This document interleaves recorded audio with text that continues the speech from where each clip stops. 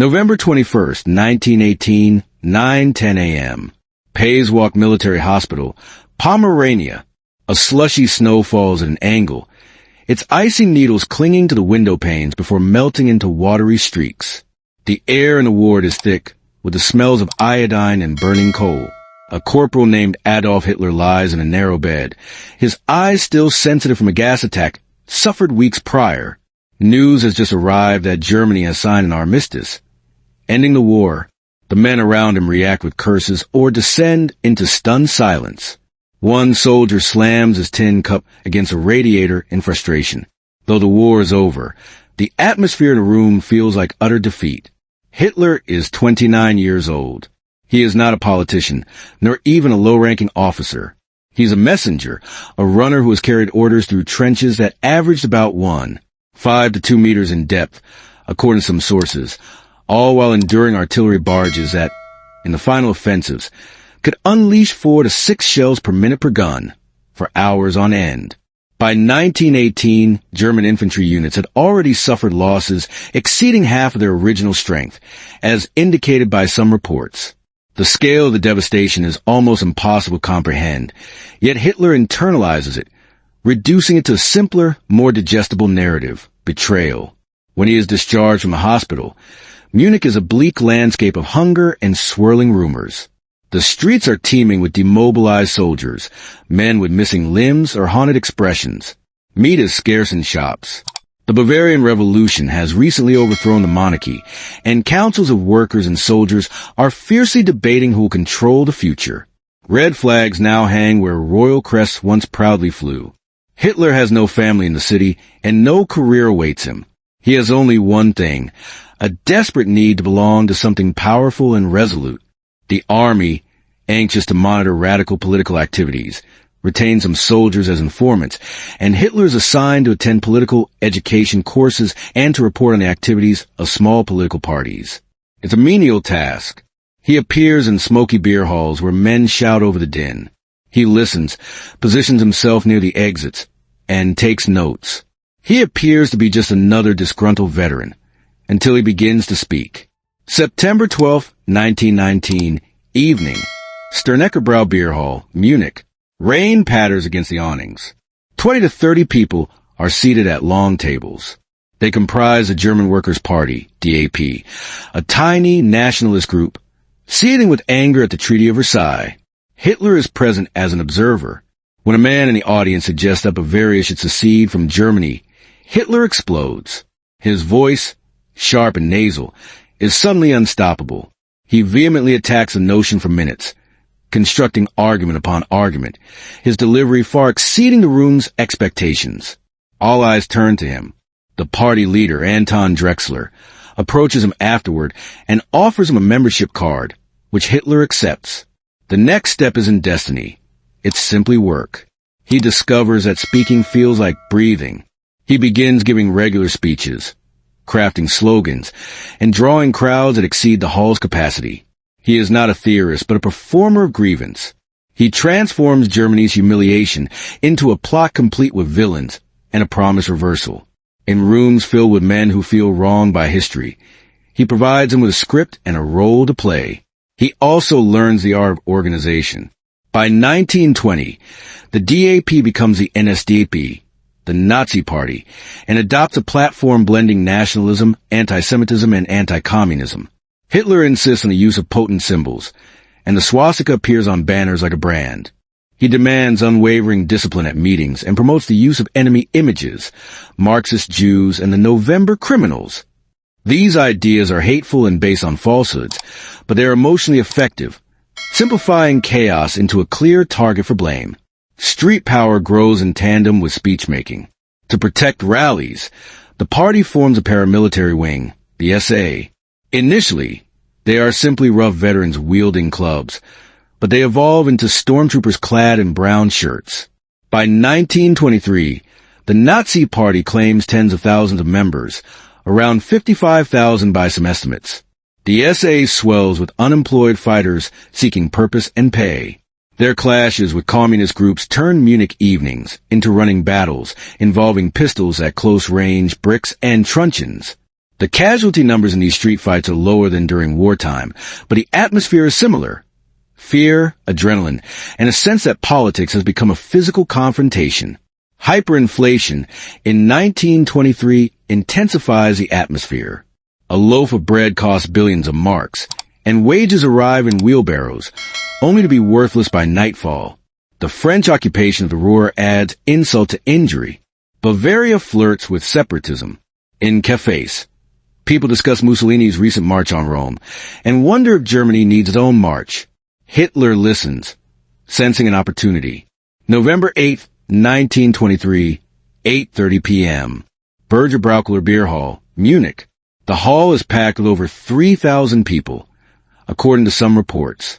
Bavarian leaders are giving a speech. Outside, the air is cold and clear. Hitler arrives with armed SA men. He fires a pistol into the ceiling, the sound echoing like the starting gun of a race. He jumps onto a chair and declares that a national revolution has begun. He announces a new government. For a few moments, the room is frozen in the bizarre theater of fear. Then, the coup begins to unravel. The army and police fail to join the uprising. The next morning, Hitler and General Ludendorff march with about 2,000 supporters toward the Feldherrn Hall. Police block the street. A moment of silence hangs in the air, followed by gunfire. Pistols and rifles are fired at close range. In seconds, 16 Nazis and 4 policemen lie dead. Some sources count a total of 19 dead, including a bystander. Bodies slide on the slick cobblestones. Hitler is thrown to the ground, dislocating his shoulder. His bodyguard's coat is riddled with bullet holes. The march shatters like glass. Hitler flees, is arrested 2 days later, and faces trial for treason. The coup is a failure. Yet, in the courtroom, he finds another stage. He transforms the trial into a propaganda platform, speaking for hours and portray himself as a patriot betrayed by corrupt politicians. The judges, sympathetic nationalists, hand down a lenient sentence. 5 years, of which he serves only about 9 months. While in prison at Landsberg, he dictates main camps. He writes not with precision, but with unwavering certainty, creating a blueprint of hate and expansion. The book sells modestly at first, but eventually becomes scripture for his movement. The first chapter of his ascent concludes here in paradox. He begins as a nobody in a ruined nation. He gains attention through rage and performance. He attempts to seize power by force and fails. But the failure provides him with publicity, a myth of martyrdom, and a crucial lesson. Next time, he will seize power through the legal loopholes of the Republic. The stage is set for the next act. December 20th, 1924, 10 a.m., Landsberg Prison Gate, Bavaria. Frost coats the iron bars like sugar. A thin fog hangs over the Lech River, and the gravel crunches underfoot. Adolf Hitler emerges in a worn coat, his right shoulder still stiff from the failed march. He doesn't look like a defeated man, but rather like a man who has been temporarily interrupted. Outside, a small group of party loyalists waits, their hats pulled low. Someone hands him a folded letter from a supporter in Munich, the handwriting shaky. "We have not forgotten. Start again." Hitler reads it twice, folds it tightly, and places it in his pocket. He turns toward the road. The putschist taught him a fundamental rule, which he now treats as a law of physics. Power will be taken through law, and then law will be bent into power. When he returns to Munich, the Nazi Party is banned. The movement is fragmented, with some members drifting to other right-wing groups and the essays scattered. Hitler moves quickly. In February 1925, he refounds a party, re-legalized under a new name and with a new promise. No more coups, only elections. The pledge is tactical, not ethical. He desires the same destination, but changes the route. He rebuilds with the precision of a man assembling a machine. Gauleiters become regional gears, and membership cards become fuel. By the late 1920s, the party grows from approximately 25,000 members in 1925 to around 180,000 in 1929, establishing cells throughout Germany, according to Encyclopedia Britannica. He hires Joseph Goebbels to sharpen propaganda into a weapon. Posters simplify the world into stark contrasts, promise and threat. The SA also returns, with Ernst Röhm reorganizing it into a street army. Numbers swell with the Depression, growing from about 60,000 in 1930 to roughly 400,000 by 1932, then rapidly approaching 2 million by early 1933, according to Encyclopedia Britannica. Brown shirts march in columns through working-class neighborhoods, their boots striking the pavement in an almost military rhythm. They train with rifles and pistols of standard military calibers, plus clubs and rubber truncheons. Street clashes are close and chaotic, fought at tens of meters rather than kilometers. Death tolls in any single brawl are usually in the dozens, not thousands, but the point is not casualties, it's fear. For a few years, Germany seems to stabilize. The Dawes Plan and foreign loans alleviate inflation. Wages rise, and people dance in Berlin clubs. Hitler's party stalls. In the 1928 election, the Nazis win only 6% of the vote, and 12 Reichstag seats. He is furious, but he doesn't retreat. He studies the electorate as if it is another battlefield. Where are the weak flanks? Where is panic waiting to be unleashed? Then, in 1929, the global economy collapses. Banks fail and factories cut shifts. By 1932, Germany has around 6 million unemployed. Hunger spreads, bringing with it rage and a hunger for simple solutions. Hitler steps into that void without hesitation. He tours the country in a new way, using airplanes, loudspeakers, and motorcades. The campaign is dubbed Hitler over Germany. He lands in one town, speaks for 40 minutes, raises his arm, and flies to the next before his rivals can even print a rebuttal, according to world history. He speaks like a drill sergeant of national emotion, using short sentences, hard pauses, and promising order and revenge on Versailles. The crowds grow larger. September 14th, 1930, election night, Berlin. Rain streaks the lamps on Wilhelmstrasse. Nazis celebrate their stunning gains, jumping from 12 seats to 107 seats, becoming the second largest party. In Munich headquarters, SA men sing and pound tables. Hitler stands in a tight circle of aides, listening to numbers as if they were artillery coordinates. He is still not in government, but the door is no longer locked. Germany's parliamentary system begins to falter. Coalitions crumble, and President Paul von Hindenburg increasingly governs by emergency decree. Hitler watches the republic weaken itself. He doesn't need to destroy it. He simply needs to wait and push at the right moment. 1932 becomes a long, feverish year. In the spring, he runs for president against Hindenburg. He loses, but he gains national prominence. Meanwhile, street violence escalates. In some cities, political fighting results in hundreds of deaths over the year, according to some sources. SA and communist fighters clash at intersections like rival patrols, marked by sirens, whistles, and shouted orders. A mother pulls her child indoors at the sound of approaching boots. July 31st, 1932, Reichstag elections. The Nazis win 37% of the vote and 230 seats, becoming the largest party. The high point feels like a crest. Hitler demands a chancellorship. Hindenburg refuses, dismissing Hitler as a bohemian corporal unfit to lead. Hitler leaves the meeting stiff and jaw tight, and immediately orders his party to block any government that excludes him, according to world history. The stalemate deepens. Another election in November 1932 sees the Nazis fall back to 33, 1% and 196 seats.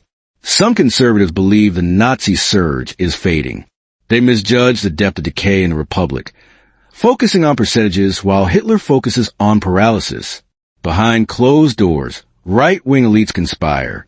Former Chancellor Franz von Papen seeks to regain power. He believes Hitler can be controlled if placed in office with a conservative cabinet surrounding him. Industrialists and landowners, fearing communism more than fascism, support the bargain. Hitler understands what they do not.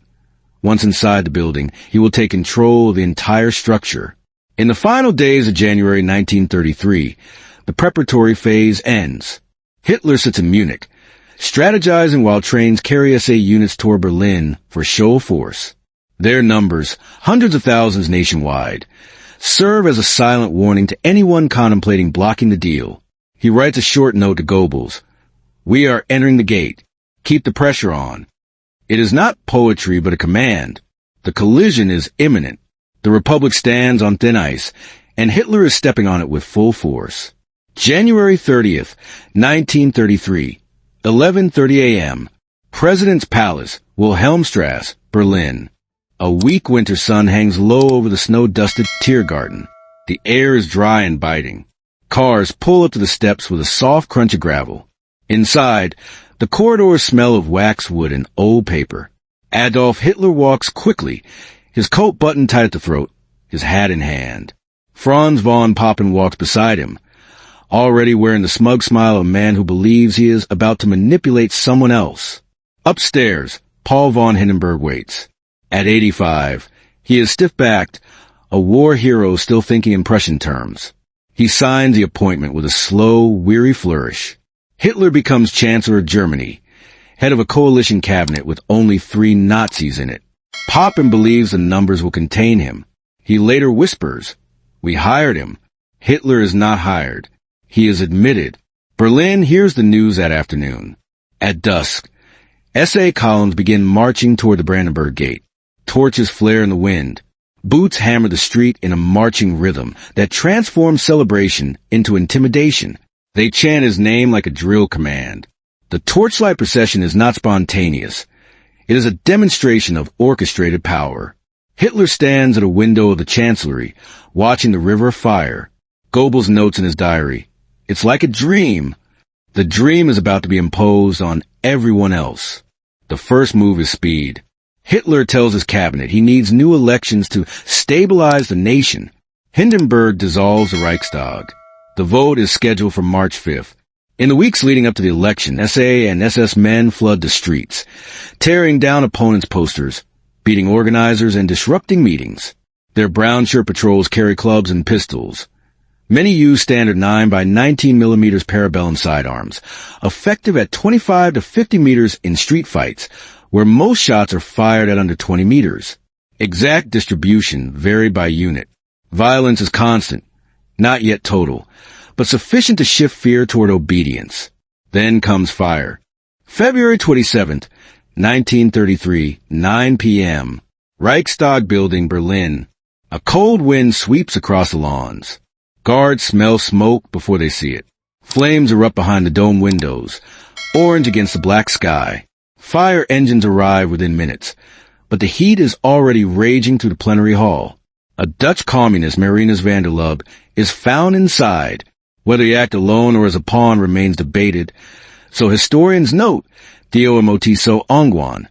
For Nazi involvement, Hitler arrives in a frenzy, declaring that this is a signal for a communist uprising. He doesn't wait for evidence. He needs only a pretext. By dawn, Hindenburg signs a Reichstag fire decree. Civil liberties vanish overnight. Freedom of the press, assembly, privacy of mail, protection from arbitrary arrest. Police raids target communist and socialist offices in waves. Within days, around 10,000 political opponents are arrested, according to some sources. Fear becomes policy. The March 5th election night unfolds amid sirens and intimidation. The Nazis win 43. 9%, not a majority, but with their nationalist allies, they control the chamber. Hitler interprets the numbers as a commander assessing a breakthrough. He still needs a legal crowbar, which he obtains 3 weeks later. March 23, 1933, 4 p.m., Kroll Opera House, Berlin. Rain pelts the stone facade. Inside, the hall is surrounded by SA men, their presence a silent form of artillery, not shells, but bodies. Hitler presents the enabling act, seeking the power to legislate without parliament for 4 years. The communist seats are empty. Many deputies are jailed or in hiding. The Social Democrats stand up one by one to vote no. Otto Welles delivers a final defiant speech. The final tally, 444 for, 94 against. The Republic signs its own death warrant. What follows is synchronization, Gleichschaltung. One institution after another is forced into Nazi alignment. Trade unions are dissolved. Their offices seized on May 2nd. Opposition parties are banned or pressured into self-dissolution. By July, the Nazi Party is declared the only legal party. The civil service is purged. Universities are cleansed of unreliable minds. The first concentration camp, Dachau, opens in March, initially for political prisoners. The regime develops two powerful forces, and they already hate each other. The SA, now roughly 2 to 3 million strong, according to some sources, wants a second revolution, more socialist, more radical. The army fears them, as do industrialists. Hitler fears losing the army, the one force still outside his control. The SS, smaller but ideologically purer, about 50,000 to 200,000 in 1934, depending on counting methods, according to some sources, offers a solution. The solution is blood. June 30th, 1934, 2 a.m. Bad Wiessee, Bavaria. The lake is a sheet of black glass under a moonless sky. A motorcade stops outside the Hanselbauer Hotel. Hitler emerges with SS guards. Inside, SA Chief Ernst Röhm is asleep. Hitler bursts into his room, shouting accusations of treason. Röhm stares confused. SS men drag him away. Across Germany that night, lists are put into action. Doors are kicked open. Pistols fire in hallways. Most SS and police use sidearms, 7, 65 millimeters or 9 millimeters, at point-blank range, often under 5 meters, because this is execution, not battle. By July 2nd, the purge is complete. Officially around 85 are dead, but many historians estimate 150-200 plus were killed, according to some sources. The SA leadership is decapitated. Conservative enemies are swept into the same abyss. The army sighs with relief and pledges its loyalty. Hitler now controls the streets, the state, and the guns. A month later, the last constitutional Czech dies naturally. August 2nd, 1934, 9 a.m. Neudeck Estate, East Prussia. The morning is still, with a faint mist hanging over the fields. Hindenburg is dead. Within hours, Hitler merges the offices of President and Chancellor. He takes a new title, Führer and Reich Chancellor. The army officers line up and swear an oath not to Germany, not to the Constitution, but to Adolf Hitler personally. The legal seizure power is complete. The rise ends with state transformed into a weapon. Strategically, Hitler's dictatorship unlocks rearmament, expansion, and ultimately a war that redraws Europe's borders, kills tens of millions, and establishes the Cold War map on the continent. The legacy is double-edged. Modern propaganda techniques, centralized police states, and a lesson that democracies can be hollowed out from within by legal means. Memory carries a human cost. Photographs of vanished neighbors, letters never delivered, cities turned to ash. The anonymous corporal from Pays Walk is now Germany's master. The Republic is dead. The world is on countdown.